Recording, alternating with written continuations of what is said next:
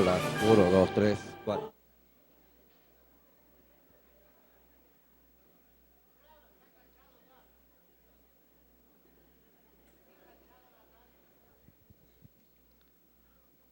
Hola, 1, 2. Sí, por favor, pedimos tomar asientos. Dentro de pocos instantes más daremos inicio a este enlace ciudadano número 129 desde el Cantón Chunchi. Como les decía, rogamos a todos ustedes, el momento que se inicie este programa, guardar silencio, porque desde aquí estamos transmitiendo gracias a la señal de Ecuador TV, gracias también a la señal satelital de Gama TV, a Radio Pública del Ecuador y cerca de 400 estaciones de radio a nivel nacional, asimismo canales de cable, cable operadores que están transmitiendo para todo el país la señal del presidente de la República.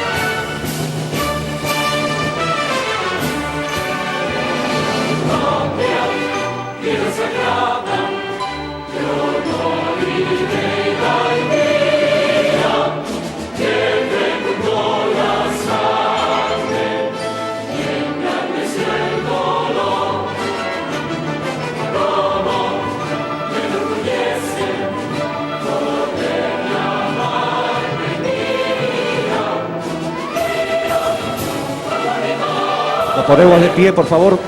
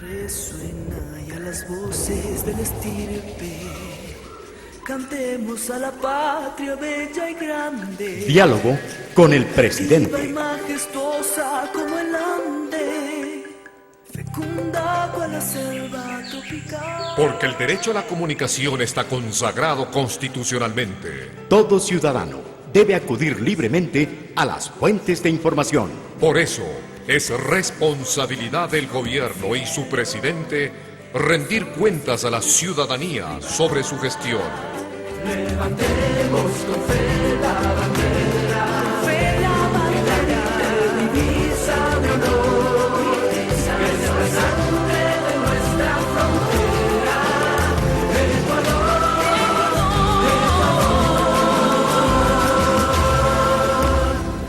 Diálogo con el presidente. Hermanos ecuatorianos, hermanos chuncheños, chimboracenses y hermanos que se encuentran en todo el mundo, bienvenidos, bienvenidas a este enlace ciudadano número 129.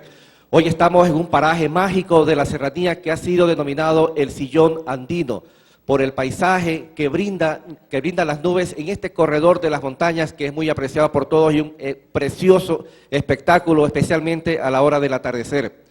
Esta es una hermosa geografía andina considerada como excepcional para la observación de pájaros, de aves, en el sector de la laguna de Sonsaguín. Además, aquí podemos encontrar caprichosas formaciones rocosas naturales, como las que asemeja un sacerdote con una Biblia en Padre Urcu. Asimismo, hay vestigios arqueológicos en el sector del Cerro del Puñay, desde donde en días completamente despejados se pueden ver las luces de Guayaquil y en la tarde nos brinda un hermoso espectáculo.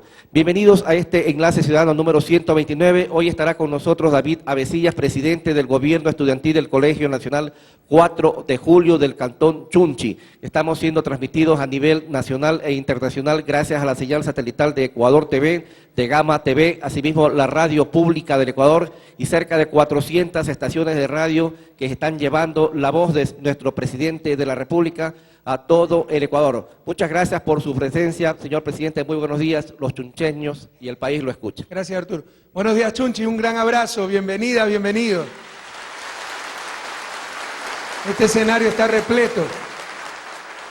Así es la alegría, la amabilidad de la gente de Chunchi, cantón tan querido, tan azotado por la pobreza, por la migración. Alguna vez el señor alcalde de Chunchi me dijo que, de acuerdo a una encuesta, 60% de los padres de familia de Chunchi habían emigrado. Y en un año, me parece que el 2005, habíamos tenido 19 suicidios juveniles. Esa era la realidad de nuestro país, compañeros. Nunca más volvamos a ese pasado.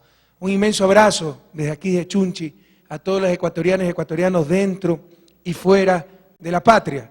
Les habla el terrorista internacional, narcotraficante, narcopolítico. ¿Qué más es que me están diciendo ahora? Todas las barbaridades que están diciendo. Ya sabremos, amigos de la FARC, financiados, primero era por Chávez, ahora por la FARC. Ya sabremos responder, compañeros, pero estén muy atentos, porque a nivel de todo el continente, no solo a nivel del Ecuador, existe una gran arremetida de la derecha y de los grupos de poder que no nos han podido vencer en las urnas y en consecuencia tratan de vencernos de otra forma. Lo de Honduras no es un caso aislado.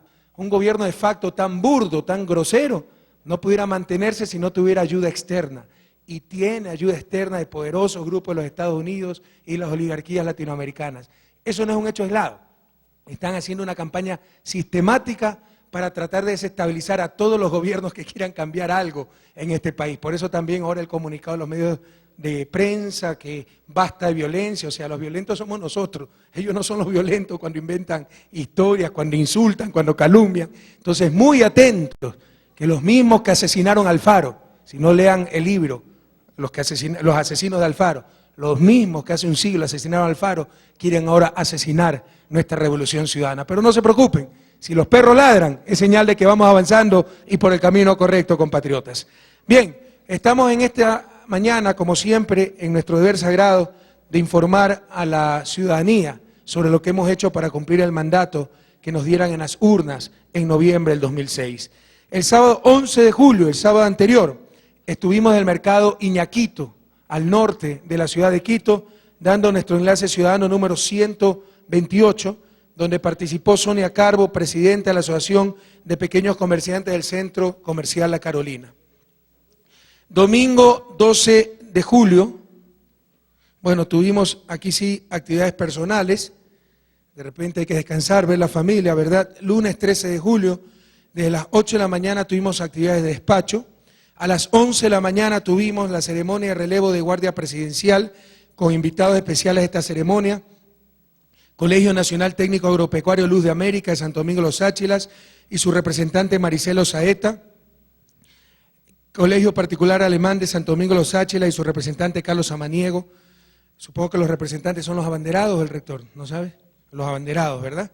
A las 11:30 tuvimos precisamente, es muy pertinente, reunión con la Comisión de Angostura, todos esos comisionados presentados por sectores de la sociedad civil, universidades, conferencia episcopal, iglesias evangélicas, etcétera, atendiendo un pedido de la oposición, que decía que yo había ofrecido en Santo Domingo, República Dominicana, en marzo del 2008, hacer una comisión de la oposición para que analice los hechos de Angostura. Una nueva mentira que la repitieron ciertos miembros, de ciertos medios de comunicación, miembros de los medios de comunicación. Si ustedes revisan mis declaraciones en Santo Domingo, República Dominicana, lo que yo digo es, usted, señor Uribe, entréguenos los discos duros de las dichosas computadoras que sobrevivieron milagrosamente al bombardeo feroz que han hecho y nombraré una comisión, incluso la oposición, para que revise esa información. Nunca nos dieron esa información, nunca, ¿verdad? Pero a pedido, porque esto viene de tiempo en tiempo, no tienen de qué acusarnos, entonces sacan la muletilla de la FARC, de Angostura, etcétera. los traidores a la patria, que tengamos un campamento oculto en nuestra selva, es señal de que el gobierno es cómplice con la FARC. Colombia tiene 200 campamentos y no es señal de que son cómplices de la FARC. Si ven cómo traicionan a su propia patria, cómo todos los argumentos que tratan de utilizar para acusarnos pueden ser revertidos contra el gobierno de Colombia, pero ahí no dicen nada. Ah, que se infiltran columnas de la FARC en Ecuador, significa que salen de Colombia. Entonces, son cómplices los colombianos porque dejan salir a la FARC. Ah, que hay un jefe de la FARC en Ecuador. Bueno, hay 500 jefes de la FARC en Colombia. ¿Y de hace cuántos años? ¿Y quién no lo sabe? Pero no dicen aquí estamos, vengan a capturarnos, ¿verdad? Entonces, en buena hora se formó esta comisión para que investigue todos los hechos de la FARC y que investiguen la tontería que acaban de sacar el día de ayer, insisto, en esta campaña, no solo a nivel de Colombia, cuidado, es a nivel regional, donde están tratando, hay una arremetida de la derecha y todos sus instrumentos y todas sus armas, entre ellos los medios de comunicación, para desestabilizar a los gobiernos progresistas de la región. No nos pueden ganar en las urnas, tratan de ganarnos con la mentira, con la calumnia, etcétera. Que esta comisión investigue también, si nosotros hemos recibido 20 centavos de la FARC, ¿a quién se la ha dado? ¿Cuándo se la ha pedido? ¿Dónde? Que investigue. Por si acaso, en los supuestos computadores, ahí también dice que se le dio $20.000 a conocidos periodistas del Ecuador. Pregúntenle si es verdad. Entonces hay todo un montaje para hacer daño a la imagen del país y a la imagen del gobierno, y lastimosamente ecuatorianos traidores a su propia patria, los que salieron huyendo al primer intento, que son vergüenza del ejército ecuatoriano, se prestan a estas cantinfladas, ¿no? En todo caso, los comisionados con los que nos reunimos son Israel Batista, representante por las iglesias evangélicas, Enrique Galarza, representante de la Conferencia Episcopal o candidato presentado por la Conferencia Episcopal, Walter Jelliber, candidato presentado por la Asociación Ecuatoriana de Radiodifusión.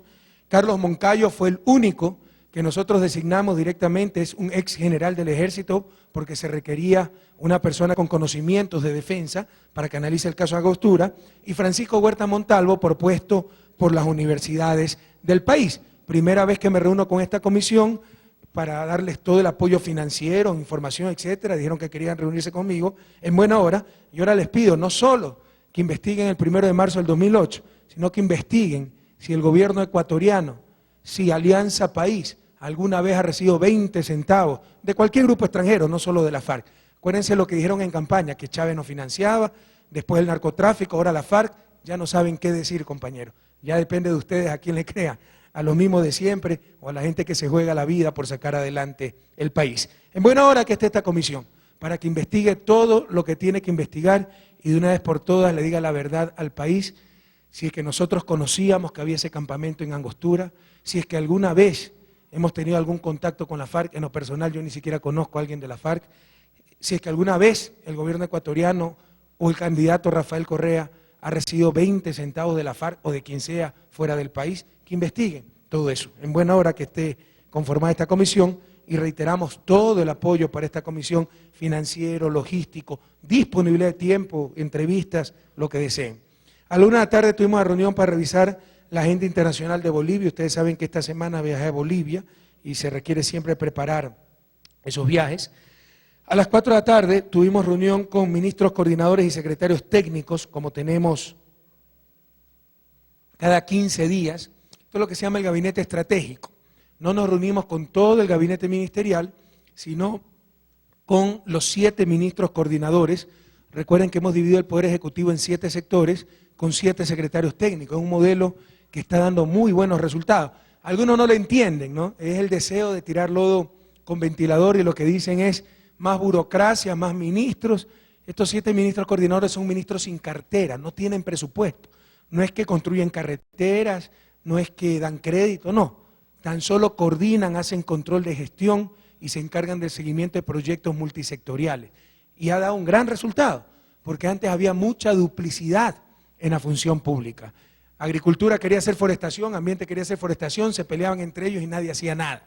Con los ministros coordinadores, todo eso se organiza, se coordina y mejora muchísimo la eficiencia y la eficacia en la administración pública. Eso es toda la tarde la reunión con ministros coordinadores. Sin embargo, a las 6 de la tarde tuvimos la posesión del nuevo ministro de Electricidad y del secretario general de Inteligencia, el nuevo ministro de Electricidad, Esteban Albornoz, querido compañero cuencano, que ya estaba a cargo de las eléctricas del país. Él es PhD en electricidad, eso es el máximo grado académico en una rama científica, doctor PhD. Reemplaza pues a otro querido amigo, Alexei Mosquera, que ya en realidad pues aportó muchísimo para el país. Él fue el que creó el Ministerio de Electricidad y Energías Renovables. Antes era el Ministerio, ¿cómo se llamaba?, de Energía y Minas, tremendamente mal concebido, de Energía y Minas. Ahora tenemos un Ministerio de Minas y Petróleo, que en verdad lo vamos a llamar Ministerio de Recursos No Renovables, y tenemos el Ministerio de Electricidad y Energías Renovables. De ese ministerio, desde el inicio se hizo cargo Alexei, ha hecho una gran labor, pero bueno, es momento de tomar la posta y sabemos que Esteban lo va a hacer extraordinariamente bien. Entre los desafíos de este ministerio está completar las más de 10 represas y proyectos hidroeléctricos que se hallan en fase de construcción, de licitación, de estudios, etcétera. Y a las 7 de la noche, sobre un tema muy polémico, reunión, bueno, mejor dicho, 6:30, reunión sobre ley de educación superior con Semplades. Esta ley que ha creado tanta polémica y todavía ni siquiera la mandamos al Congreso.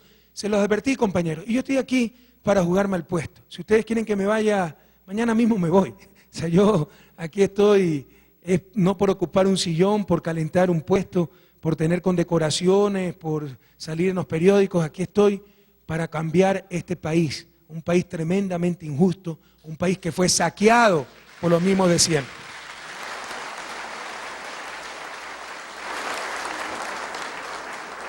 ¿Okay? Y esta ley de educación superior, ¿ya? Lo vamos a hablar después, es, aquí estaba, de acuerdo, en este segmento, es tremendamente de vanguardia, recogiendo los mayores adelantos de todo, a nivel de todo el mundo. Acaba de haber, hace unos 15 días, en París, cada 10 años hay la Conferencia Mundial para Educación Superior, y ahí vemos que estamos en la línea correcta, pero se está haciendo mucho escándalo con algo que todavía ni siquiera se conoce. Dicen que no se ha debatido, se ha más que debatido. Se ha consultado al CONESUB, se ha consultado a las universidades. Nos presentaron 21 observaciones que han sido recogidas, que han sido analizadas, pero hay cosas con las que no estamos de acuerdo y con la legitimidad democrática y la responsabilidad que tenemos, no la vamos a considerar. Porque ¿qué pasa? Creen las universidades que ellos pueden poner todos sus puntos de vista. Lamentablemente, ha habido cosas horrorosas a nivel de Universidad Ecuatoriana. Por ejemplo, contra principios constitucionales, el CONESUB, que era el organismo que se encargaba de regular la universidad, estaba conformado por los rectores, es decir, por los mismos regulados. Eso no puede seguir sucediendo, compatriotas. ¿Pero qué significa? Que ahora la universidad va a ser supervisada, va a tener que rendir cuentas y hay gente que se pone enojada por eso. Quiero decirles que el problema universitario en el país es gravísimo y ordenemos la discusión, si estamos dispuestos a discutir, a debatir. ¿Cuándo hemos rehuido el debate? Pero el debate con argumentos, no el debate con piedras, con palos, etcétera, como se hizo el día martes en Guayaquil. El debate a base de ideas, ¿verdad? Entonces, bienvenido ese debate, pero encuadremos el debate, pongamos los mínimos que hay que evitar. Por ejemplo, ¿es que la Universidad Ecuatoriana tiene buen nivel académico? De ninguna manera. Debemos tener de las universidades de peor nivel académico de Sudamérica. En consecuencia, la ley debe propender a elevar el nivel académico. ¿Y cómo se hace eso? Se hace exigiendo mayor calificación para profesores, exigiendo mayor calificación para los rectores. Pero como habría rectores que no califican para el cargo, ya se están oponiendo, ¿verdad? Entonces, muy atentos a eso. Segundo punto, primero, la necesidad de elevar el nivel académico. Segundo punto, la articulación al Plan Nacional de Desarrollo. Pero por el amor de Dios, la universidad nos cuesta más de 400 millones de dólares anuales. ¿Y saben cuántas carreras existen en Ecuador? Pregrado y posgrado, cerca de 10.000 carreras. 10.000 carreras. Muchas de ellas que no sirven en absoluto para el desarrollo del país y que no se las cierra porque hay bastantes profesores que después votan a favor del rector, etcétera. Les pregunto yo, ¿es posible seguir subsidiando 400 millones de dólares anuales? Más de lo que gastamos en el bono de desarrollo humano. 400 millones de dólares anuales, me parece que es, bueno, gran parte del presupuesto en salud de este país. Para graduar desempleados, porque ya las carreras están saturadas, el mercado está saturado de profesionales de esa carrera, o para graduar profesionales de carreras que no necesita el país y luego van a buscar trabajo fuera del país y estamos exportando cerebros. ¿Eso tiene lógica? Entonces, segundo punto importante, la universidad debe estar articulada a las necesidades de desarrollo del país. Eso ya lo dice la Constitución, pero ya están manipulando las cosas y dicen, eso es atentar contra la autonomía universitaria. Póngame por favor el cuadro en la televisión. Quiero decirles que aquí hay una confusión grave. Jamás vamos a presentar una ley que atente contra la autonomía universitaria. Pero una cosa es la autonomía de la universidad, otra cosa es la autonomía del sistema. La educación superior es responsabilidad de todos, entre ellos el gobierno. Una universidad tendrá total autonomía para elegir sus representantes, elegir sus autoridades, para elegir sus profesores, habrá libertad de cátedra. Esa es la autonomía universitaria. Pero autonomía universitaria quiere decir que los ecuatorianos demos 400 millones de dólares para que sigan abriendo, por ejemplo, facultades de jurisprudencia, cuando ya tenemos cerca de 40 facultades de jurisprudencia en el país, 60.000 abogados en un país de 13 millones de habitantes. Por favor, eso no es autonomía, eso es irresponsabilidad. Entonces se están confundiendo las cosas. Para graficarles el ejemplo, yo sé que me he referido ya a esto, pero es un tema sumamente importante.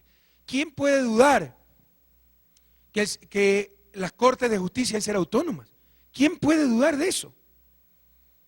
¿Quién puede justificar que un juez tenga que recibir órdenes del presidente para declarar culpable o inocente a alguien? Eso es inadmisible. El juez es autónomo para, de acuerdo a sus principios, de acuerdo a sus conocimientos, de acuerdo a las pruebas presentadas, declarar inocente o culpable a alguien. Pero perdónenme, la justicia y el sistema de justicia, eso es responsabilidad de todos, entre ellas del gobierno. Directamente estamos a cargo del sistema de rehabilitación social, que es parte del sistema de justicia, de la fuerza pública, que es parte del sistema de justicia. Como presidente y como ciudadano, yo sí puedo reclamarle al presidente de la Corte que tiene que despachar los juicios más rápido, que tiene que ser más ágil y transparente la justicia. Como presidente de la República yo sí puedo decirle al presidente de la Corte, señor, necesitamos más juzgados penales, aquí tiene el presupuesto. Tienen que rendir cuentas por la plata que se le dio en tal cosa. Y eso no es atentar contra la autonomía de los jueces, sino velar para que la justicia funcione. ¿Sí estamos claros? De una cosa es la autonomía de una corte, de un juez, otra cosa es la autonomía de la justicia. Eso no puede ser autónomo, eso nos concierne a todos. Exactamente lo mismo a nivel de universidades. Las universidades van a seguir siendo autónomas, pero el sistema de educación superior no puede pues ser autónomo. Aquí todos debemos responsabilizarnos, debe estar articulado al Plan Nacional de Desarrollo, debemos preocuparnos porque sea de excelente calidad, debemos preocuparnos porque rindan cuentas de los centenas de millones de dólares que se les da anualmente. Eso es lo que busca la ley. Entonces, encaucemos el debate. Primero, requerimos una mejora sustancial en el nivel académico de nuestra universidad. Universidad sin excelencia académica no es universidad. Y el nivel académico de nuestra universidad, con las excepciones de siempre, es terrible. Ya les voy a dar algunas muestras, ¿no? Porque aquí no se trata de tirar piedra, tirar palos, quién grita más. Estamos, sobre todo en esto, se espera un debate académico. Y tenemos que presentar argumentos, ideas, datos, estadísticas, pruebas, no gritos, insultos, vísceras, etcétera. Primero, se requiere elevar el nivel académico. Segundo, se requiere que articulen con el Plan Nacional de Desarrollo. Autonomía universitaria no quiere decir que son de otro planeta. Tienen que estar en función de las necesidades de desarrollo del país. Tercero, deben rendir cuenta a las universidades. Estamos invirtiendo en universidades más de 400 millones de dólares anuales. 400 millones tremendamente importantes para el desarrollo nacional. Y vaya vean cuánto ganaban algunos rectores. Y vaya vean en qué se gastaba la plata. Y no rendían cuentas a nadie. Entonces, en base a esos tres principios, bueno, discutamos si la ley es pertinente o no. pero no en base al principio de que a mí nadie se me carga, conmigo nadie se mete, queremos el cambio, pero el cambio de los otros. Nosotros no cambiamos nada. La Universidad Ecuatoriana no solo requiere un cambio, requiere una revolución. Pruebas al canto, compañeros, por favor, pónganme los siguientes. Primero quiero decirles, como ya les había manifestado, que esa ley se enmarca dentro de la orientación más de vanguardia, más moderna de la educación superior, ratificada en el encuentro que hubo, la Conferencia Mundial de Educación Superior, que hubo a principios de este mes, reciencito, en París, ¿verdad?, organizada por la UNESCO. La nueva dinámica de la educación superior e investigación para el desarrollo y el cambio social. Se entiende la educación superior como un bien público, es decir, un bien que nos concierne a todos. Cuando tenemos una mala universidad, no solo son los graduados, pues, los que se perjudican. Un mal médico perjudica a toda la sociedad, un mal ingeniero perjudica a todos. Entonces, se considera la universidad como un bien público, y como todo bien público, eso nos dice la teoría económica, en un principio de base, tendrá entonces que intervenir el Estado para garantizar la calidad en la provisión de ese bien público. Entonces esto nos da toda la razón, ¿verdad? Universidad como un bien público, no como un bien de solo los universitarios, solo los rectores, donde nadie tiene que meterse. No. La educación superior es un bien público y nos concierne a todos. La universidad tal, la A, B, C, X y Z, serán autónomas, pero el bien que están proveyendo a la sociedad es un bien público y nos concierne a todos garantizar su excelencia, pertinencia, etc. Y esa educación superior también es un imperativo estratégico para todos los niveles de educación y como base para la investigación, innovación y creatividad. La educación superior debe ser materia de responsabilidad y apoyo económico de todos los gobiernos. Materia de responsabilidad y apoyo económico de todos los gobiernos. Lo dijeron más de 100 representantes de los diferentes países del mundo en la última conferencia sobre educación superior en París. Y dicho sea de paso, me contaba René Ramírez de Semplades, que asistió a esa conferencia, que prácticamente todos eran ministros de los diferentes países encargados de la educación superior. Había muy pocos rectores o minoría de rectores. Aquí se nos ha querido convencer que el gobierno tiene que meterse en la educación superior y todo lo tienen que manejar los propios rectores, incluso autorregularse, lo cual era prohibido ya desde la Constitución anterior y es prohibido por esta Constitución. Los organismos de regulación y control no pueden estar conformados por los entes regulados. No sé si esté claro este concepto, ¿verdad? Supónganse que haya, qué sé yo, un consejo de disciplina de la policía para controlar la policía. No puede estar conformado por los policías que están controlados. Es un absurdo, ¿sí o no? Un consejo de regulación, supervisión de la universidad y universidades no puede estar conformado por los rectores, que son los supuestamente supervisados. Pero eso es lo que se hacía y hace con el CONESUB. Eso es lo que cambia la nueva ley y es una de las mayores resistencias que tienen ciertos rectores y que manipulan a sus estudiantes con mala información, etcétera, porque ya ahora van a tener real supervisión por parte de la sociedad.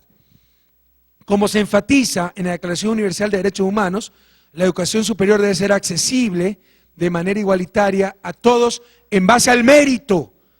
Cuidado, en base al mérito.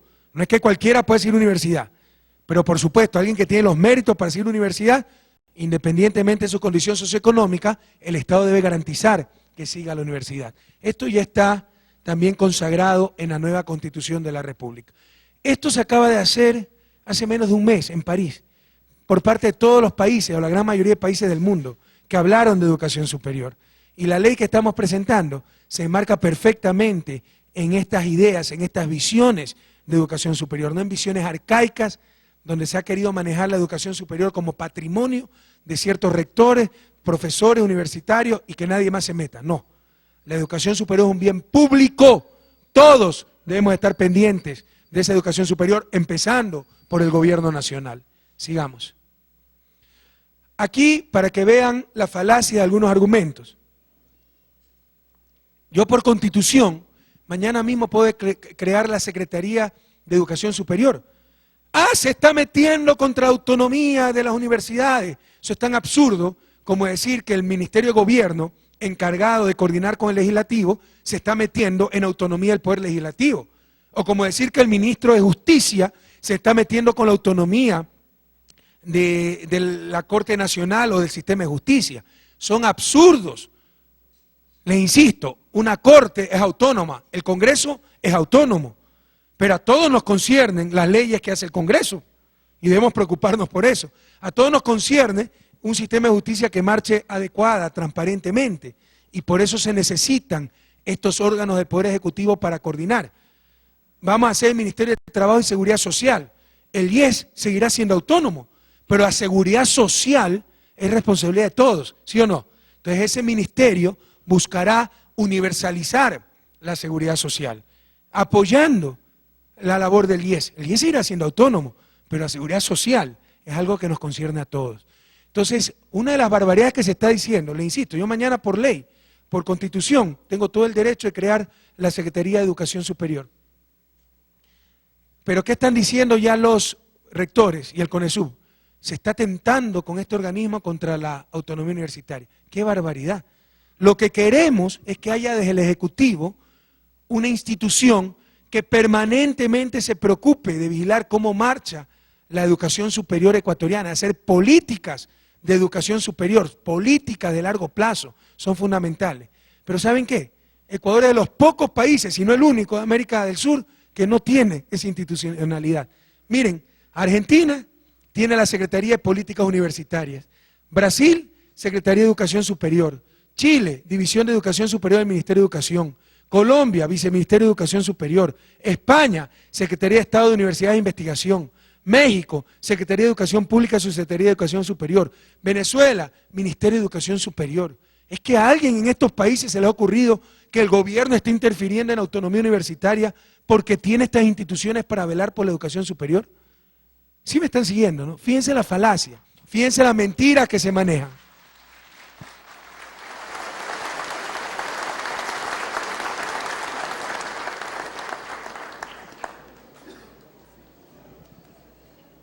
Entonces, compañeros, no nos dejemos engañar. Fíjense, primer argumento que se le derrumba. Ustedes le dirán, el gobierno atenta contra la autonomía porque quiere crear una Secretaría de Educación Superior. Sí, en la ley se establece que habrá un órgano del Poder Ejecutivo para coordinar las políticas de educación superior.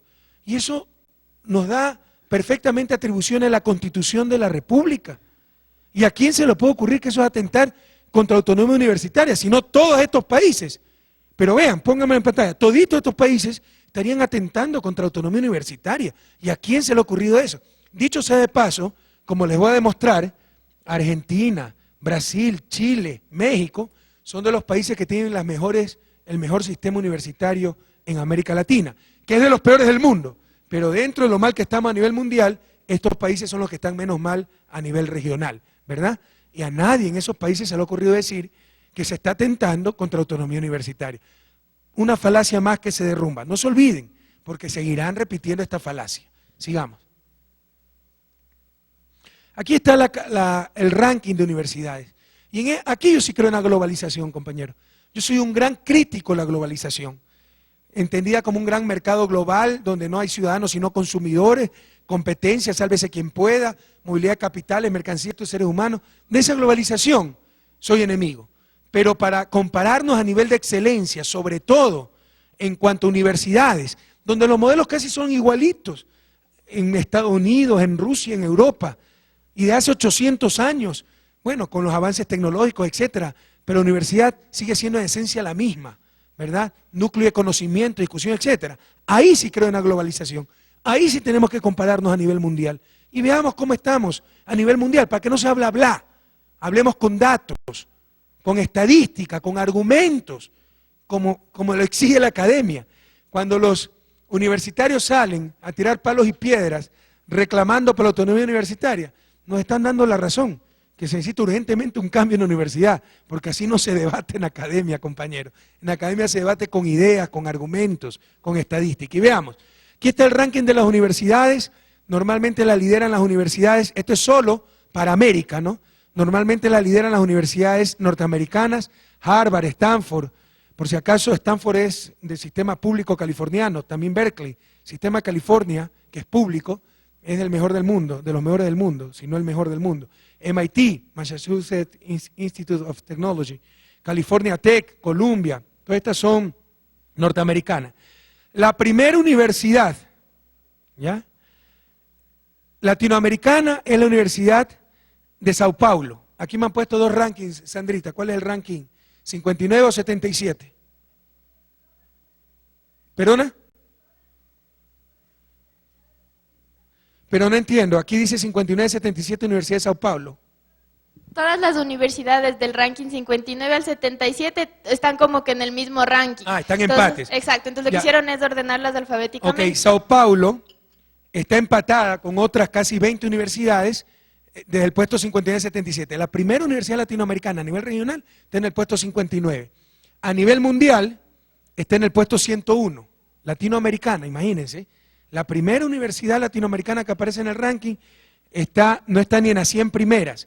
De ahí sigue la Universidad de Buenos Aires, empate entre el 78 y 99, y a nivel mundial está entre el 152 y 200.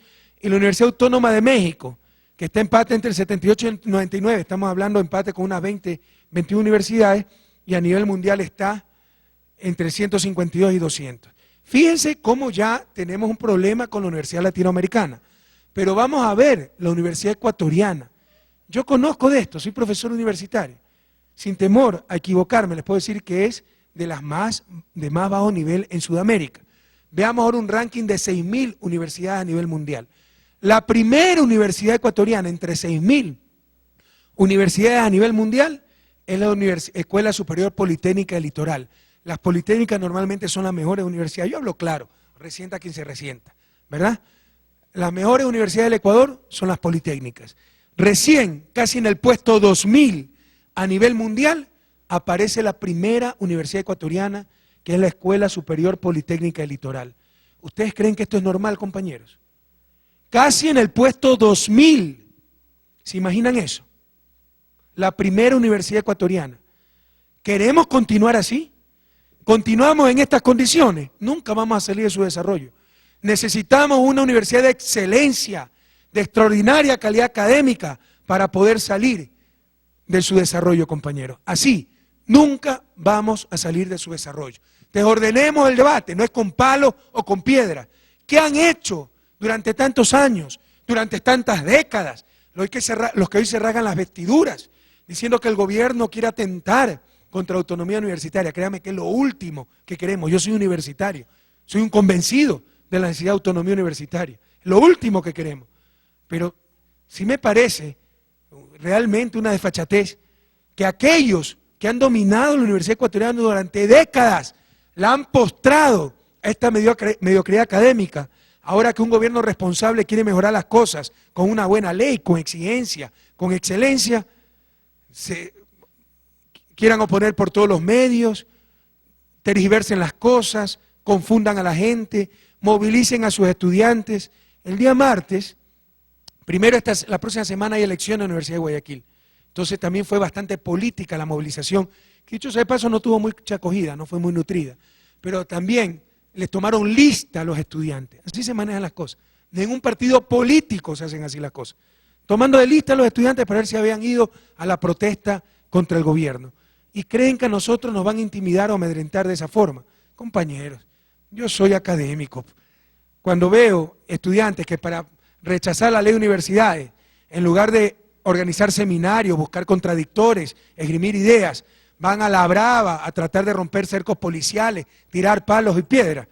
Lo único de lo que me convence es de la urgencia de esa transformación profunda de la universidad y de la pertinencia más que nunca de esa nueva ley de universidades y escuelas politécnicas. Entonces, compañeros, esta es la realidad.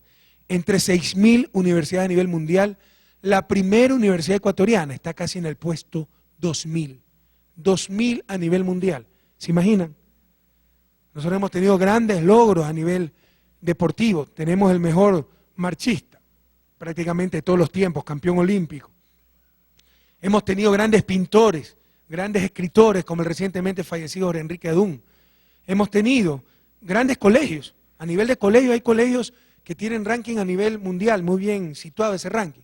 Pero a nivel de universidad estamos casi en el puesto 2000. La primera universidad, no digamos la peor universidad ecuatoriana, la mejor universidad ecuatoriana a nivel mundial está casi en el puesto 2000. ¿Ustedes creen que eso es posible de seguir tolerando, compas. Tenemos capacidad los ecuatorianos para tener nuestro sistema universitario entre las 100 mejores universidades del mundo, señores. Pero es necesario exigirnos más a nivel académico, hacer transformaciones profundas. Sigamos.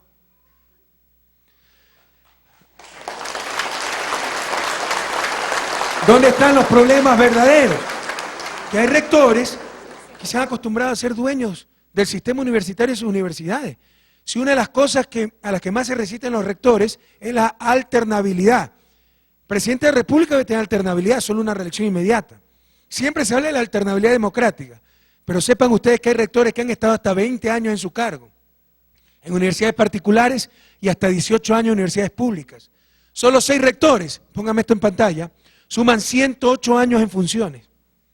Entonces, este es el problema, que se les acabó la fiesta, pues.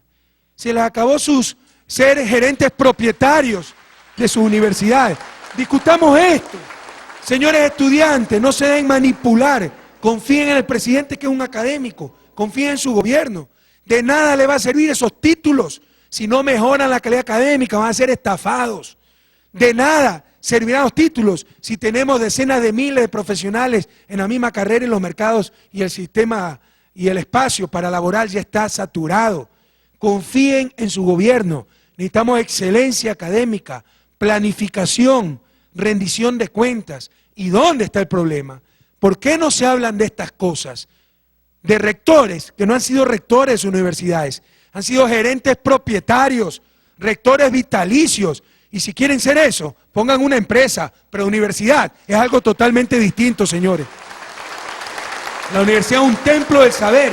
Universidad significa universalidad y no puede ser propiedad de nadie. Lo dice la Constitución. Las universidades, por ejemplo, no pueden tener fin de lucro, ¿verdad? Se necesita alternabilidad, democratizar realmente la universidad, que no solo pasa por tener elecciones, pasa por tener alternabilidad. Aquí están los verdaderos problemas. Yo lo que les quiero decir, compatriotas, es que esto para mí es una de las leyes fundamentales. Es otra de las grandes luchas que tenemos que dar. En un momento donde el gobierno está asediado por el caso lamentable de mi hermano, que estamos tomando todas las medidas para tratar de corregirlo, en el que no he tenido nada que ver, aunque una prensa corrupta quiera involucrarme, quiere decir que yo conocía todo, etcétera. Ahora con esto de la FARC, el asedio permanente que tenemos en los medios de comunicación, ya la lucha que tenemos con ciertos maestros que no quisieron evaluarse, tenemos muchos frentes abiertos. Yo sé, o sea, si yo fuera un mediocre, un cobarde, callaría esto, lo archivaría y diría no hagamos olas y acabo mis 4 años tranquilito. No, señores, ese no es mi estilo. Si yo me tengo que ir mañana a mi casa por cumplir con mi deber, me voy y con la conciencia tranquila. Yo en lo personal no perderé mucho. Creo que el país perderá su última oportunidad de hacer un cambio en paz. Los que se oponen a los cambios pacíficos en este país no es que están garantizando el status quo, no, están provocando cambios violentos. Por si acaso eso lo dijo John F. Kennedy, presidente de los Estados Unidos a inicios de los 60. Los que se oponen a los cambios pacíficos no es que están garantizando una sociedad tan injusta como la latinoamericana, eso es imposible sostener. Nuestros pueblos están despertando. Lo que están garantizando son cambios violentos. Señores, a mí me eligieron para hacer la revolución ciudadana en forma pacífica. La vamos a hacer, ese cambio radical, profundo y rápido. Y en esto estoy dispuesto a jugarme lo que sea necesario. Yo soy un hombre que cumplo con lo que tengo que hacer independientemente del costo que esto implique. Para mí, la reforma, la transformación profunda de la revolución de la Universidad Ecuatoriana es una condición fundamental para el desarrollo del país, para el verdadero cambio del país.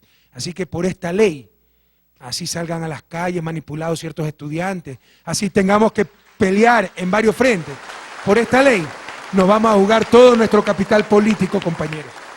No claudicaremos en esto, no daremos un solo paso atrás en esto, lo cual no significa no escuchar opiniones, etcétera. Por supuesto que es perfectible la ley. Lo que no vamos a hacer es someternos al poder, a los intereses de cierta gente que estuvo acostumbrada a hacer lo que le daba la gana en la Universidad Ecuatoriana. Bien, martes 14 de julio a las 8,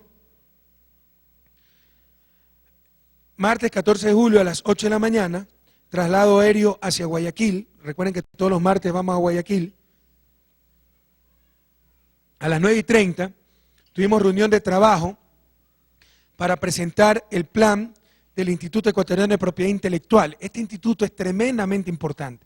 Hemos tenido que trabajar en tantos frentes que no le pude dar la importancia necesaria antes, pero ya estamos involucrados en el trabajo con el Instituto Ecuatoriano de Propiedad Intelectual. ¿Por qué es tan importante este instituto? Señores, de este instituto, por ejemplo, depende la existencia de genéricos. Si nosotros fuéramos los gobiernos corruptos de antes, diríamos solo medicina de marca, no genéricos, para proteger los intereses de las grandes transnacionales. Solo agroquímicos de marca, no genéricos, y encarecemos los agroquímicos para los agricultores. De todo esto se ocupa el Instituto de Propiedad Intelectual. También de proteger los conocimientos ancestrales, nuestra biogenética. También de proteger los derechos de autor. Pero aquí necesitamos cambios en la mentalidad. Nuestros países se han regido por los derechos de propiedad neoliberales y básicamente de la tradición anglosajona. Por ejemplo, en Estados Unidos ustedes no patentan inventos. No es que inventaron algo y lo patentan, no. Patentan descubrimientos. ¿Qué significa eso? Algo ya puede ser inventado. Descubrí que era bueno para eso y lo patento para ese uso. Y nadie más puede utilizarlo en eso sin mi permiso y sin pagarme. No sé si esté claro. Por ejemplo, de repente, suponiendo la quinoa, o mejor dicho, más que quinoa, la quinina. Nuestros pueblos ancestrales sabían muy bien que servía para combatir la fiebre amarilla, etcétera, ¿verdad? Ya está inventada la quinina, la inventó Taita Diosito, ¿no? Pero de repente venía un gringo, decía, la quinina es buena para la fiebre amarilla, le voy a dar el nombre comercial de antifiebre amarilla, la patento y nadie más puede usar la quinina para la fiebre amarilla. Ustedes sí saben eso, ¿no?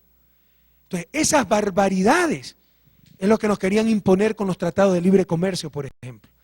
Y todavía no lo quieren imponer, por medio de diferentes instituciones, organismos, del tratado que estamos negociando con la Unión Europea, etcétera. Jamás vamos a permitir eso, ¿no? Pero para decirle los peligros de estos tratados de libre comercio y de los derechos de propiedad intelectual interpretados como los derechos de propiedad neoliberales y de la tradición anglosajona. Entonces, la propiedad intelectual es tremendamente importante. ¿Cuál es nuestra visión? Que si algo está inventado, si algo está descubierto, mientras más personas lo utilicen, mejor. Por ejemplo, una medicina. Sobre todo estamos hablando en cuestiones de derechos humanos, salud. ¿Ustedes creen que es éticamente sostenible que se encuentre una cura contra el cáncer, pero la gente se muera de cáncer por no tener para pagar la medicina porque tiene derecho de propiedad, está registrada? Y como yo invertí para desarrollar esta medicina, laboratorio tal, me tienen que pagar $2.000 por cada píldora. No puede ser, cuando la píldora cuesta muchísimo menos, me explico, y es para salvar vidas. Entonces, sobre todo en esas situaciones, debemos cambiar la concepción de derecho de propiedad, la concepción tradicional, la concepción neoliberal. Todo eso estamos discutiendo, compañeros. Ya hay en nuestra legislación lo que se llaman licencias obligatorias. Yo como presidente puedo ordenar que se dé licencia obligatoria de tal marca para que se pueda copiar esa medicina, hacer genéricos y la gente tenga acceso a la medicina, a la salud, a la cura de sus enfermedades. Y eso es precisamente lo que vamos a empezar a hacer a nivel de medicinas, a nivel de agroquímicos, a nivel de todo lo que sea posible. ¿Por qué? Les insisto, no podemos seguir con esa tradición neoliberal de derecho de propiedad, que hasta se apropian del conocimiento, quieren hacer propiedad privada del conocimiento. ¿Cuál es el pretexto? Que para incentivar la inversión, la innovación, si no nadie va a desarrollar nuevas medicinas, nadie va a desarrollar nuevos descubrimientos. Falso, compañeros. Vean, la gran mayoría de descubrimientos no se los realiza por fines de lucro, se los realiza por vocación, se los realiza por dedicación. Por ejemplo, gran mayoría de descubrimientos vienen de universidades que son sin fines de lucro, de verdaderas universidades, lo que se llaman Research Universities, universidades de investigación. No lo sacan las compañías privadas. Y por último, si lo sacan las compañías privadas, que sepan que eso tiene que servir para el bien público. Entonces, nuestra visión de derecho de propiedad es como dice la pantalla, póngame la pantalla, la propiedad intelectual tiene como objetivo facilitar la producción y comercialización de productos innovadores y creativos entre las partes y lograr un adecuado y efectivo nivel de protección y observancia de derechos de propiedad intelectual. Esto no me dice nada, ¿no? Lo importante es esto. La propiedad intelectual es un mecanismo para el desarrollo de los pueblos. Esta es nuestra visión de propiedad intelectual. La propiedad intelectual es un mecanismo para el desarrollo de los pueblos. No es un mecanismo para enriquecer a los laboratorios farmacéuticos, a las agroquímicas. No, es un mecanismo para el desarrollo de los pueblos. Entonces, compañeros, ya estamos fortaleciendo ese Instituto Ecuatoriano de Propiedad Intelectual, ya estamos estableciendo políticas más claras para romper con el paradigma neoliberal, romper con la tradición neoliberal donde se apropian hasta de los conocimientos, se apropian hasta de los descubrimientos, y puede ser que algo se requiera para salvar vidas humanas, pero se protegen primero los negocios antes que los derechos humanos. Entonces vamos a romper con todos esos esquemas, porque para nosotros la propiedad intelectual es el mecanismo, o uno de los mecanismos para el desarrollo de los pueblos. Todo esto se habló ese día. A las 11 tuvimos reunión con los representantes del Comité de Empresa de Trabajadores de Emelec. Recuerden que es increíble, si les contara todas las cosas, pero nosotros recibimos el servicio eléctrico de Guayaquil a cargo de la CATEC, que es una corporación privada, para variar su directorio, Junta Cívica de Guayaquil, Cámaras de Producción de Guayaquil, la misma argolla de siempre. Pese a que el servicio eléctrico es un bien público, un servicio público que debe ser garantizado por el Estado, se inventaron esta fundación, corporación, para privatizar el servicio eléctrico de Guayaquil. Pero ¿qué pasa? Emelec, la anterior empresa de distribución eléctrica, era de Aspiazu, quebró Aspiazu. Tenían que pasar esos bienes de Emelec al Estado. Se inventaron la CATEC y quedó en la CATEC, en un limbo, ¿verdad? Y era terrible. Los contratos colectivos que tenía Emelec eran terribles. No se podía pasar los bienes de Emelec a la CATEC porque no era una entidad pública y no se podía pasar de una entidad privada a otra entidad privada. Bueno, nos hemos demorado 2 años en desenrollar, desenmarañar ese enredo jurídico y por fin ya tenemos la unidad eléctrica de Guayaquil. CATEC se ha convertido en unidad eléctrica de Guayaquil, empresa pública, como siempre debió ser, que va a poder captar los bienes del anterior Emelec, pero también va a captar los trabajadores del anterior Emelec. ¿Y qué pasa? Esos trabajadores tenían sus contratos colectivos, ahora pertenecen a una empresa pública y los contratos colectivos en el sector público, como ustedes saben, están limitados. Entonces los trabajadores estaban muy preocupados porque decían que iban a perder sus conquistas laborales, derechos adquiridos. Se les aclaró que no, que el contrato colectivo sigue vigente, excepto los abusos que ya han sido prohibidos por la Asamblea Nacional Constituyente. Recuerden que la Asamblea Nacional Constituyente prohibió los excesos en la contratación pública. ¿Y qué clase de excesos? Se los dije claramente, y se los demostré. Es más, les dije, muchas veces los mayores culpables de que la ciudadanía tenga en mal predicamento al sindicalismo, que es un derecho laboral, el derecho al sindicalismo, son ustedes, por los abusos laborales que se han cometido. Veamos aquí, y les empecé a revisar. Por ejemplo, 800 kilovatios de electricidad gratuitos. Una familia de clase media consume 400 kilovatios. Estos señores se ponían en los contratos colectivos 800 kilovatios gratuitos. ¿Ustedes creen que eso es correcto? Todos los ciudadanos tenemos que pagar electricidad. Ellos por trabajar en empresas eléctricas no tenían que pagar electricidad. Empresa eléctrica que para cualquier fin práctico era pública, de todos los ecuatorianos, ¿verdad? Entonces, uno de los tantos abusos. Otro abuso, había indemnizaciones, pagos por jubilación de más de $200.000, $270.000. ¿Cómo es posible? ¿Cómo son posibles esas cosas? Mientras que un trabajador, lo cual es tremendamente injusto, un funcionario público regido por la LOSCA, la Ley Orgánica de Servicio Civil y Carrera Administrativa, después de 30, 40 años de servicio, sale con 4 salarios, los 4 últimos salarios como indemnización. Estos señores, por retirarse de la empresa, recibían hasta $270.000. Ya la Asamblea Nacional Constituyente limitó las indemnizaciones en el sector público hasta $52.000, me parece. No recuerdo exactamente. Ahí sí tienen un límite, pero está totalmente correcto. O sea, no puede ser que con plata pública, por el retiro voluntario de un trabajador, se le dé $270.000 cuando tantos ecuatorianos que empiezan su vida ni siquiera tienen un trabajo. Entonces se les demostró los excesos que tenían sus contratos colectivos, cómo se ha abusado muchas veces del sector público. Entonces vamos a respetar como los que más los derechos laborales. El contrato colectivo de Melec en principio sigue en vigencia, pero sin esos excesos y esos abusos que lamentablemente caracterizaron la contratación pública y sobre todo la contratación pública del sector estatal. Pero en la contratación colectiva, sin esos excesos que caracterizaban la contratación colectiva, sobre todo del sector público, ¿no? También se dieron excesos en el sector privado, pero eso es el problema de los privados.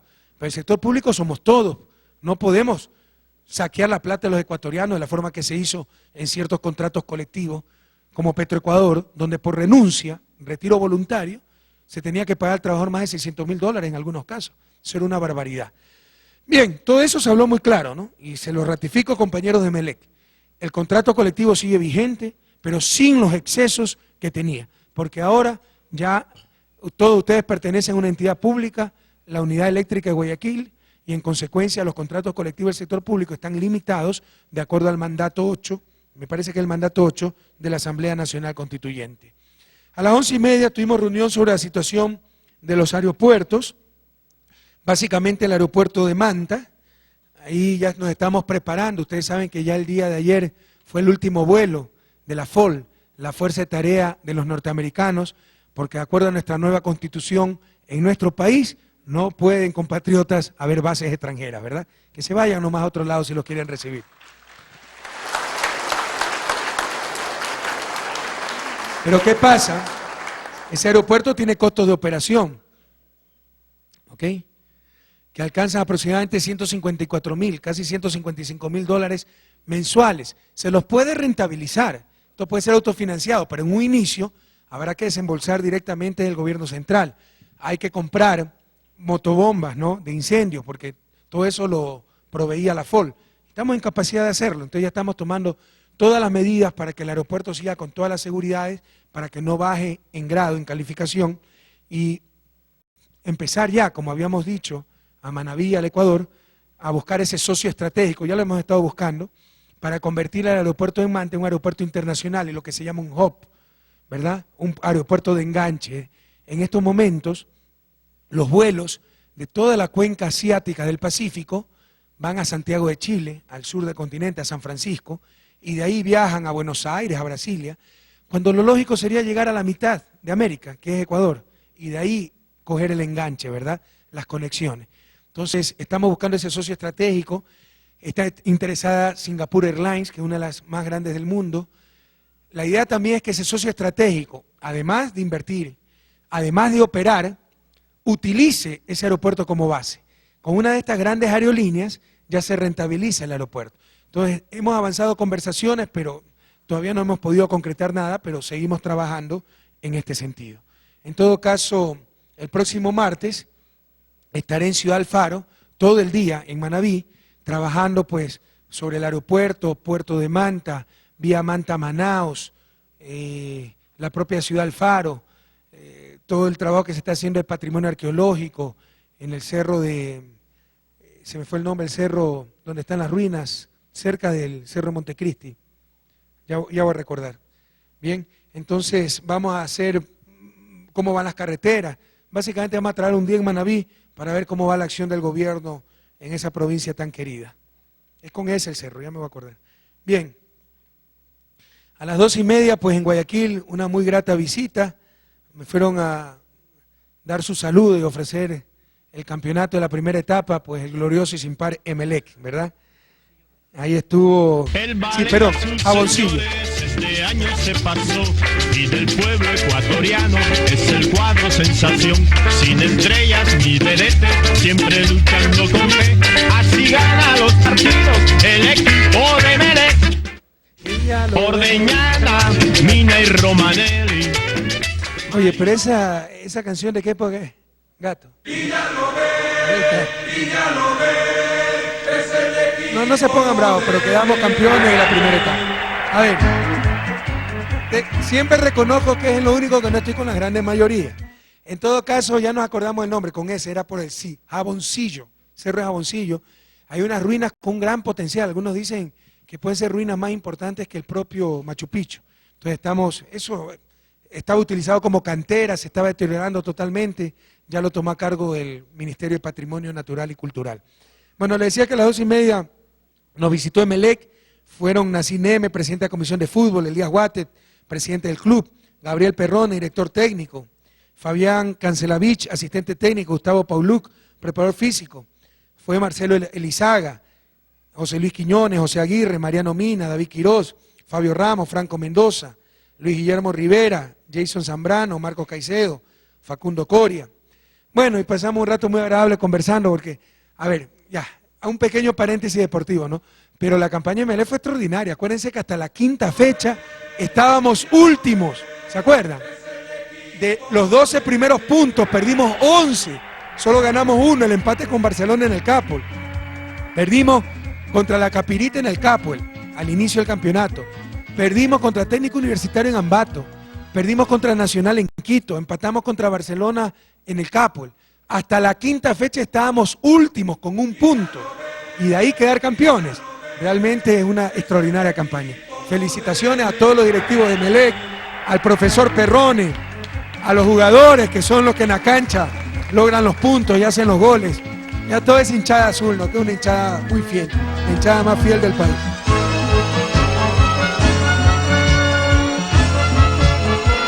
Ya que nos hace perder votos, hermano, con tantos Emelec. Recuerda que hay más barcelonistas.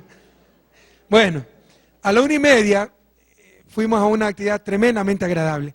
Y ustedes ven la calidad humana de los jugadores de Emelec, porque les di acompáñenme y enseguida me acompañaron muchos de ellos. Fuimos a un almuerzo al Centro Solidario Santiago Apóstol. Esta es una obra de laicos consagrados, los cuales trabajan con niños de la calle, que los sacan de la calle, les dan educación, alimentación, incorporan a sus familias en talleres con capacitación, etc. Entonces iba a almorzar con los chicos de Santiago Apóstol, le dije, ¿quién me puede acompañar? Y enseguida Elizaga, Riverita, Franco Mendoza, Silvano Estacio, ¿quién más estuvo? Jason fue también, me parece. ¿Ah? El Cholo Quirós, todos ellos me acompañaron, ¿no? Y por supuesto, para los chicos, qué alegría ver a todas esas grandes glorias del fútbol, ¿no? Marcelo Elizaga, David Quirós, Rafael Correa, entonces estaban muy emocionados. ¿Ya? Bueno, y créanme que son estas cosas que reconfortan el alma y uno se siente tan pequeñito al ver gente tan buena y tan dedicada trabajando por los demás. Esta es una obra de un movimiento, Vida Cristiana se llama, que a nivel mundial lo dirige un peruano. Están en los 5 continentes, yo no sabía eso. Y lo dirige un peruano, Luis Fernando Figari, y tuve oportunidad de conversar con él, un hombre muy interesante, muy profundo. Y esta obra, el Centro Solidario Santiago Apóstol, aquí en Ecuador, en Guayaquil, la dirige Carlos Muñoz, presidente de la Fundación Acción Solidaria. Quiero decirles creo con injusto orgullo tal vez, que Carlos fue mi alumno y fue un alumno siempre, desde chico fue extraordinariamente bueno.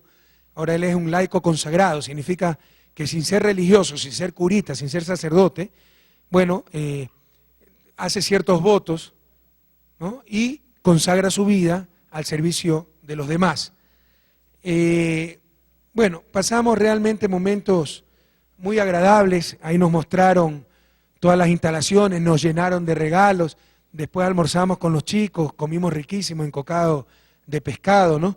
Ahí se ve que las cosas se hacen con cariño, con amor. Cuando se hacen las cosas con cariño, con amor, así se tenga pocos recursos, se hacen extraordinariamente bien. Por ejemplo, la comida, muy sencilla, pero estuvo muy rica, ¿no? Entonces, un abrazo solidario a todos los miembros de esta gran obra, a Carlos sobre todo, a los chicos, a las personas tan bondadosas que ayudan en esta obra tan importante. Les insisto, para mí, en verdad me reconforta ver gente tan buena, ¿no? Y uno se siente tan pequeñito y uno dice, caramba, uno cree que hace mucho, ¿no? Y cuando está al lado de ellos, pareciera que no hemos hecho nada aún. Bien, a las 3:30 fuimos a visitar la construcción del Hospital del Día en el del IES en Guayaquil. Es una obra sumamente importante, va a ser el hospital tal vez más moderno del país. Y hace 40 años que el IES no construye un hospital en Guayaquil y ya el hospital Teodoro Maldonado está colapsado de tantos pacientes. Esto permitirá liberar 40% de la carga de usuarios al Hospital Teodoro Maldonado en Guayaquil. Entonces es una obra muy importante, está avanzada en un 18%, se le está construyendo en la calle Eloy Alfaro entre San Martín, Parroquia Jimena, barrio del Astillero, ahí al ladito de la empresa eléctrica, ¿no? Y más allácito está el barrio Cuba, los famosos astilleros, donde nacieron Emelec y Barcelona. Bien, a las 4:30 tuvimos actividades de despacho en oficina en el Ministerio Litoral, ustedes saben que tengo una oficina presidencial ahí. A las 5 tuvimos reunión sobre juicios y deudores morosos de Filambanco, aunque esto lo vamos a generalizar a los demás bancos. 10 años después de la crisis bancaria, Filambanco no ha cobrado casi nada y tiene cerca de 200 millones de dólares en juicios. Juicios donde están involucrados pelucones insignes, ¿verdad? Que se creían intocables, y es verdad que han sido intocables. Con nuestro gobierno todavía han sido intocables, porque no se han movido los juicios. Esto está a cargo de la superintendencia de bancos, las liquidadoras de los bancos dependen de la superintendencia, que es autónoma, pero nuevamente, por autónomos que sean, como ecuatoriano y más aún como presidente, sí les puedo decir, señores, ¿cómo es posible que después de 10 años no cobren la plata? ¿Cómo es posible que no se muevan los juicios? Entonces, ya se apretaron tuercas, se ha hablado con el presidente del Consejo de Judicatura, el doctor Arosemena, con el presidente de la Corte del Guayas, el señor Primo Díaz, doctor Primo Díaz, con los jueces, no para pedirle, denos la razón, quítenlo, señor, apuren los juicios. Y se ha hecho un equipo de abogados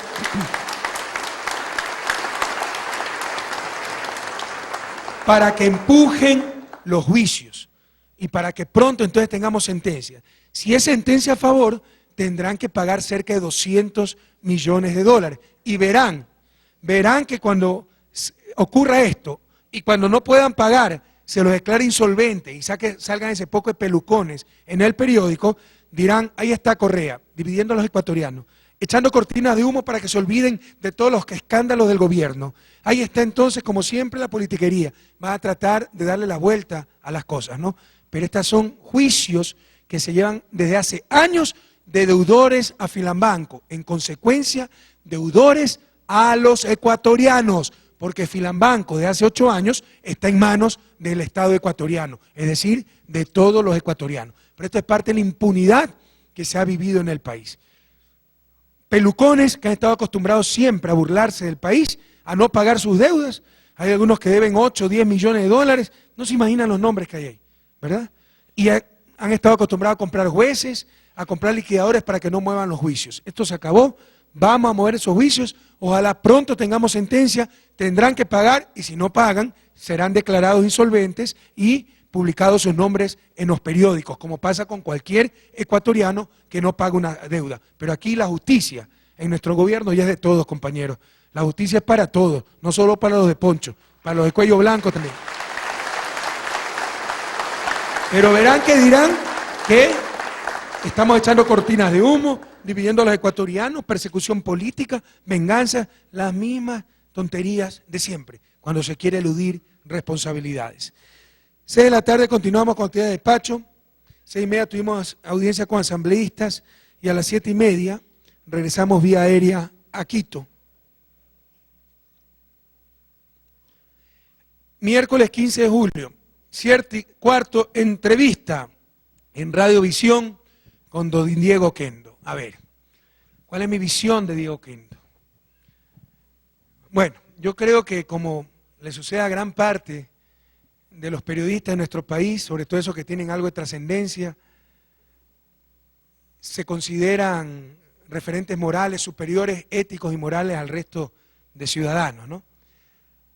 Considero que no es una persona tonta, tampoco muy iluminada, pero como muchos de los periodistas se cree con capacidad y solvencia para hablar de la cuestión política, de relaciones internacionales, de por qué explotó el Challenger, de por qué le va mal a Barcelona, de por qué quedó campeón Emelec, cuál es la selección ideal para el técnico Bisuete, etcétera. No son todólogos. Y creo que tiene una falsa modestia, que en verdad es doble soberbia, ¿no? Eso en cuanto a las críticas que veo. Eso lo ha llevado a cometer grandes errores, ¿no? Cosas que yo creo que riñen con la ética.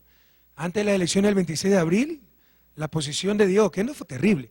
Primero, para el referéndum del año 2008, para el referéndum aprobatorio de la Constitución, dijo que le iba a votar nulo. Es que él tiene derecho como ecuatoriano a dar su opinión. Sí, pero cuando eres un ecuatoriano al que te escuchan decenas de miles de ecuatorianos porque eres radiodifusor, resulta que estás influenciando sobre el resto. Yo no creo que es legítimo que un periodista haga política electoral. Creo que es legítimo hasta que haga política, que opine, etcétera. Pero otra cosa es, voten así, no voten por este, etcétera. Y eso es lo que hizo Diego Oquendo.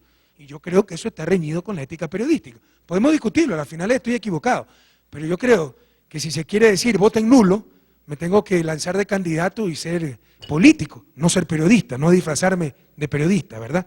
Entonces, para el referéndum de septiembre del 2008, dijo, por supuesto no dijo voten nulo, yo voy a votar nulo, pero eso es inducir a la gente. Y deberían entender el mensaje, sí saben que como nunca el voto nulo sacó un porcentaje de votos pequeñito, como nunca antes, ¿verdad? En todo caso, después dijo, antes de la campaña, antes de las elecciones del 26 de abril, yo nunca más voy a votar por el presidente Correa, les aseguro que va a ser su última elección. ¿Qué más dijo?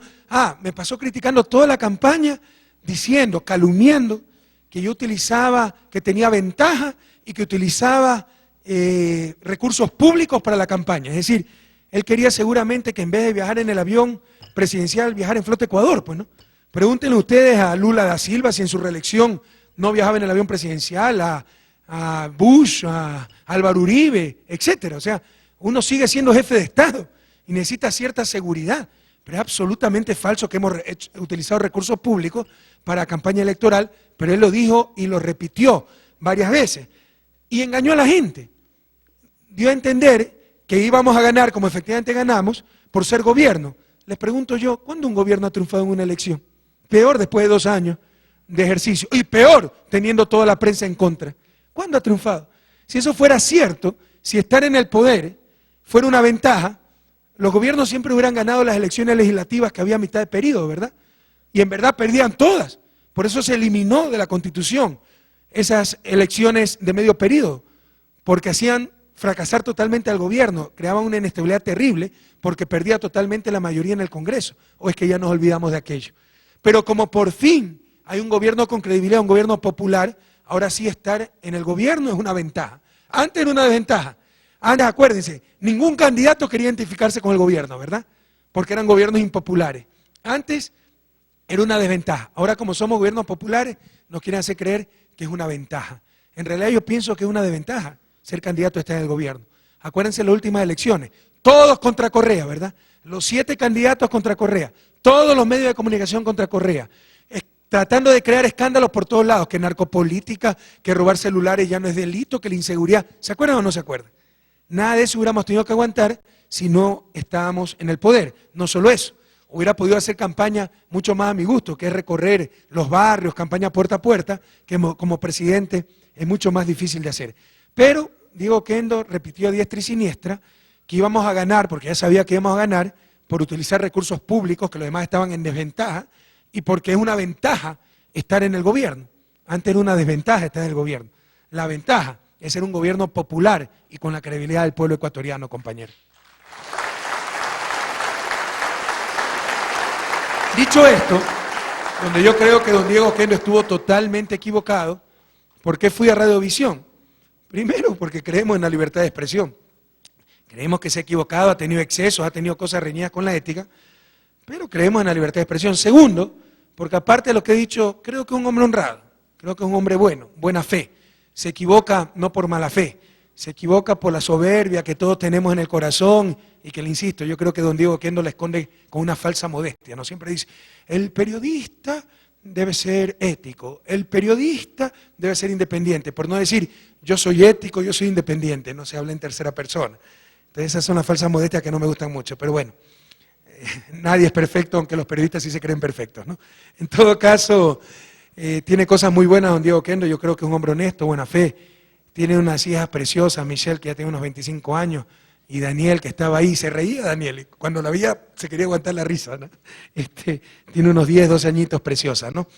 Bueno, y hablamos de muchas cosas, pero empezamos, ¿ya? Como yo sí tenía, les tengo que confesar un poco la sangre en el ojo, porque creo que se ha portado muy mal, injustamente mal, Diego Oquendo. Y como veremos más adelante en el segmento de libertad de expresión, esta semana los medios están arremetiendo con todo. Y una arremetida en todos los niveles, ¿eh? Medios de comunicación a nivel internacional, el asunto Colombia, se los había anticipado.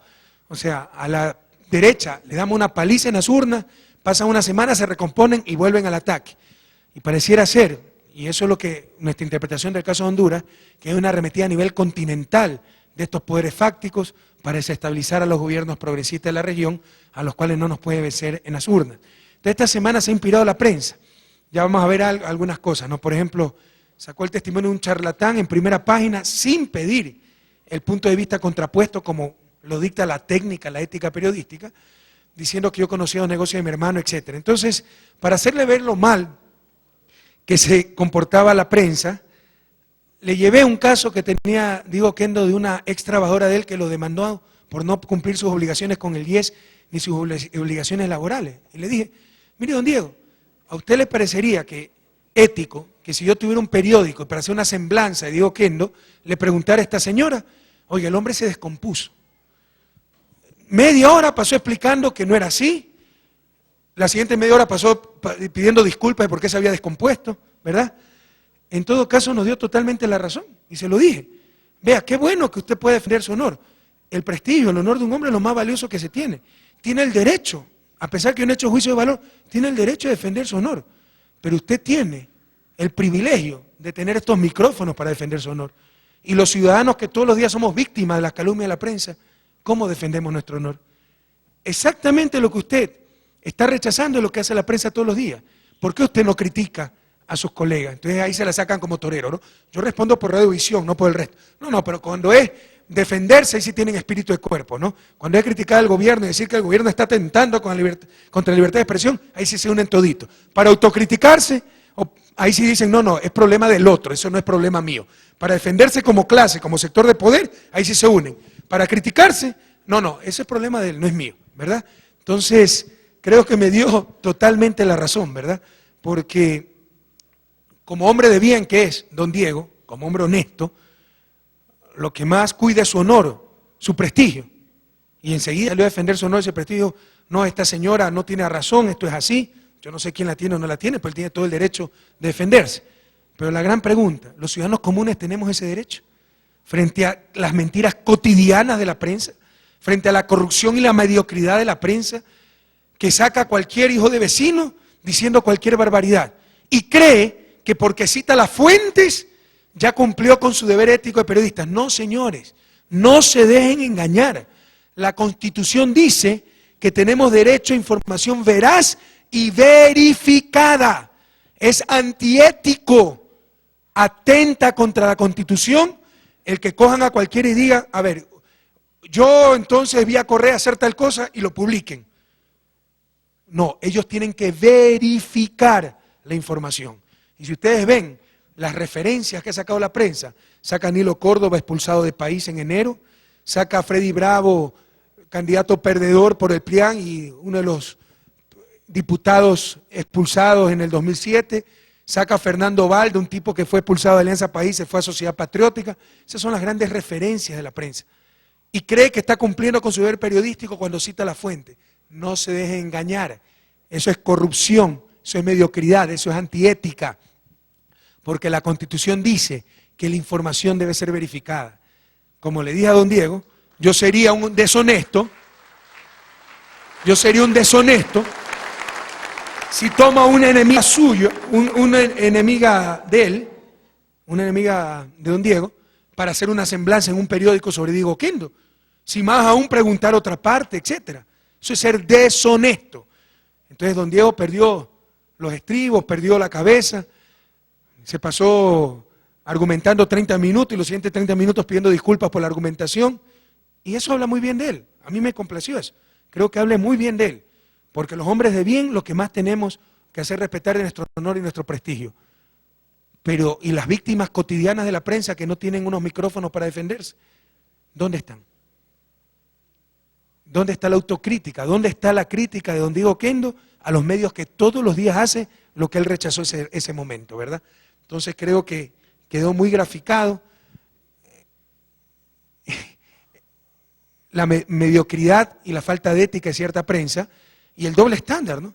Porque cuando es con ellos, sí tienen oportunidad de defenderse, sí es reprochable que se cite una persona con la que se tuvo un problema para dar opiniones sobre otra persona.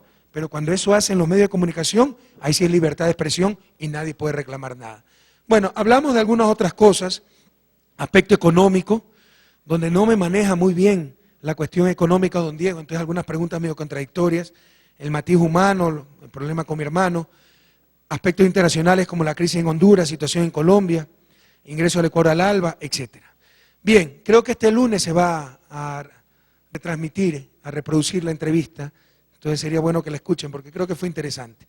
A las 11 de la mañana tuvimos nuevamente reunión para tratar proyecto de ley de educación superior. No acabamos el día anterior, así que la suspendí para terminar el día de hoy, ese día. Recuerden que esa es mi profesión, esa es mi expertise, entonces no podemos cometer errores, ¿no? Entonces creo que ha quedado muy bien la ley, pero obviamente siempre es perfectible. No es cierto que no se ha socializado. Ahora resulta que hacer mesas, talleres no es socializar. Eso dijo la otra vez un rector. Es que los talleres organizados por CEMPLAE eso no es socialización. Para ellos creo que socialización es, sí señores, mándenme escrita la ley que ustedes quieran y nosotros cumplimos con lo que ustedes digan. Eso es lo que creo que entienden como socialización. Socialización es discutir la ley, hacer participar, enriquecerla, pero obviamente al final del día nosotros somos los que tenemos la decisión y la responsabilidad de decir esto va y esto no va. Pero aquí, si no se hace caso a todo lo que dicen ciertos sectores, no se ha socializado la ley. Es mentira, es de las leyes que más se ha socializado, es de las leyes que más cuidado hemos tenido, pero obviamente estamos afectando poderosos intereses de gente que se crea dueña del sistema universitario ecuatoriano y esa gente nunca va a estar contenta con la nueva ley. Como tampoco nunca van a estar contentos lo de la UNE con la evaluación, ¿verdad? Entonces, preparados, pueblo ecuatoriano, porque va a ser una lucha durísima y se están uniendo diferentes sectores. Tenemos el Frente Interno, UNE, ciertos trabajadores que no están contentos con la revisión de sus contratos colectivos. Ahora se vienen ciertos rectores con ciertos grupos extremistas universitarios. Tenemos el Frente Externo, tenemos Colombia, tenemos el problema en Honduras, tenemos otros frentes permanentes, como por ejemplo los medios de comunicación. Hoy tiene un comunicado, si no sé si me lo han puesto, ¿no? Traten de ponerlo porque justo es sobre lo que íbamos a hablar. Entonces, se están uniendo muchas fuerzas. Sabemos que estratégicamente, depende de los objetivos, ¿no? Si el objetivo fuera mantenerse en el cargo, como lo dijo un mediocre presidente de la República, el principal deber del presidente es mantenerse en el cargo, imagínense qué vergüenza. Si el objetivo fuera mantenerse en el cargo, tontos no somos. Claro que nos haríamos los locos, calladitos, dejaríamos pasar las cosas, no presentaríamos más proyectos de leyes que atenten contra privilegios, etc. Pero cuando el objetivo es cambiar este país, y cuando sea gente de honor, de bien, responsable, bueno, sabemos que corremos riesgo, sabemos que nos pueden desestabilizar, sabemos que de repente pueden decir una mentira creíble, como la del mono Jojoy que están sacando desde ayer, y a la final es poner a la población contra nosotros. Pero aquí estamos para jugarnos la vida, compañeros, por el mandato que nos dieran en noviembre del 2006. Aquí estamos para cambiar este país.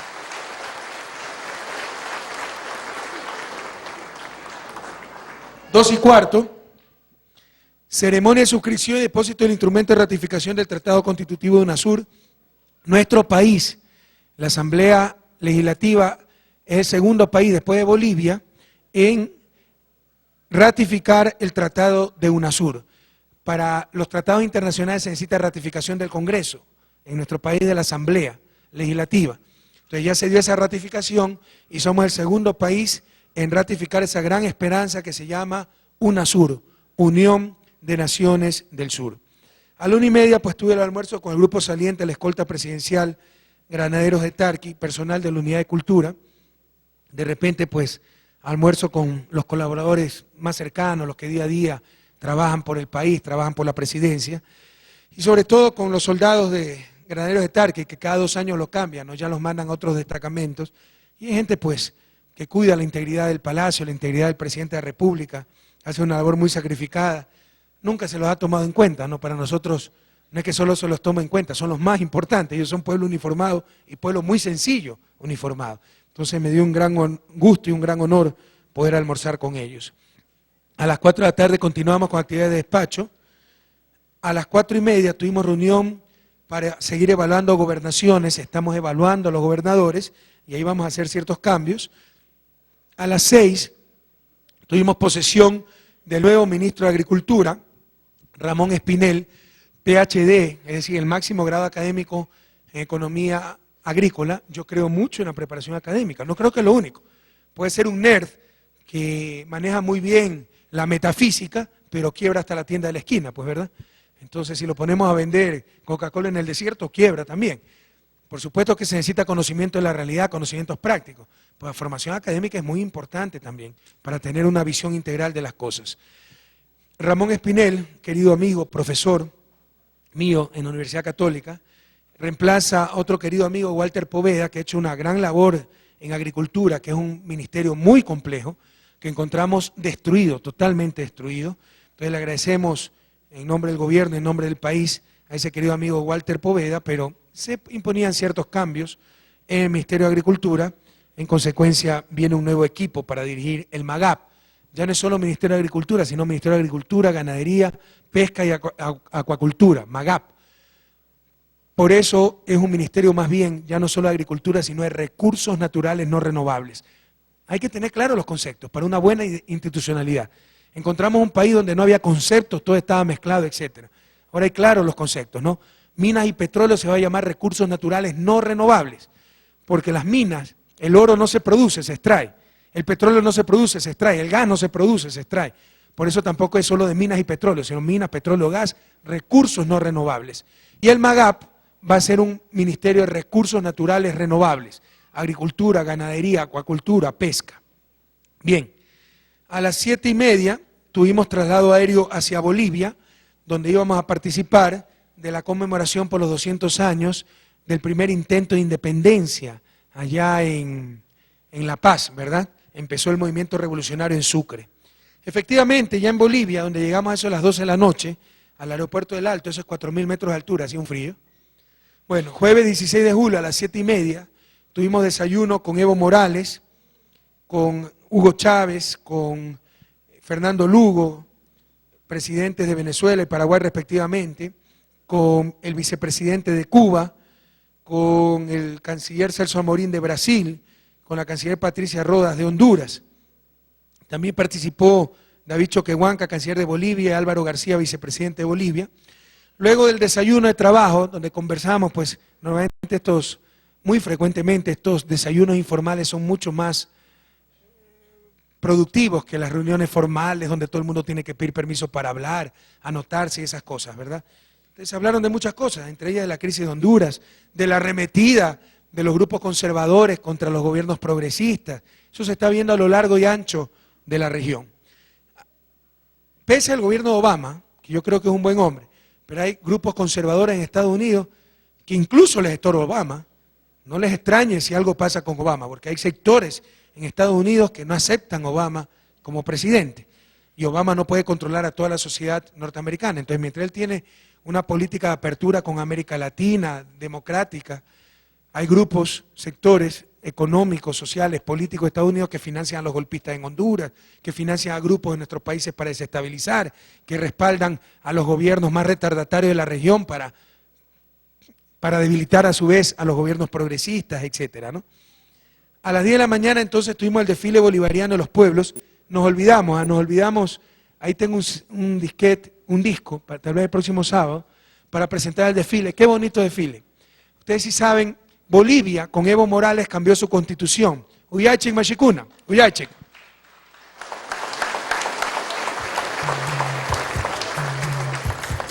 Y ahora se llama Estado Plurinacional de Bolivia. Nosotros también somos plurinacionales, pero no hemos cambiado el nombre de la república, somos República del Ecuador. Bolivia es Estado Plurinacional de Bolivia. Y Bolivia tiene muchos más indígenas que Ecuador, tiene 60% al menos de la población de indígenas. Pero qué belleza. Antes de la parada militar desfilaron decenas de nacionalidades indígenas bolivianas, pueblos ancestrales, con sus vestimentas típicas, perfectamente organizados. Pero ustedes hubieran visto el orgullo con que marchaba esa gente. Por primera vez, dueños empoderados de lo que siempre les perteneció, su tierra, su patria, de la cual antes eran invisibilizados, oprimidos, segregados, ¿verdad? Marchando al son de las bandas militares, los militares que antes los reprimían. Entonces fue realmente una experiencia muy profunda, ver cómo ahora los pueblos ancestrales de Bolivia marchaban con mucho orgullo, sintiéndose dueños finalmente de su patria, ¿no? De donde siempre fueron marginados. Y luego de eso, pues, Hubo el desfile militar, donde también participó una delegación del Ecuador, de la Escuela Militar Eloy Alfaro, y lo hicieron extremadamente bien. Hacía un frío, hacía 5 grados centígrados en La Paz durante el desfile, al menos un momento del desfile. El desfile duró hasta las 2:30, de ahí fuimos al Hotel Libertador, al Salón Libertador del Hotel Radisson de La Paz, para el almuerzo de gala presidencial, un almuerzo con unas 300 personas, con la Orquesta Sinfónica Boliviana, un almuerzo muy agradable donde también los presidentes pudimos dirigirnos durante pequeños minutos.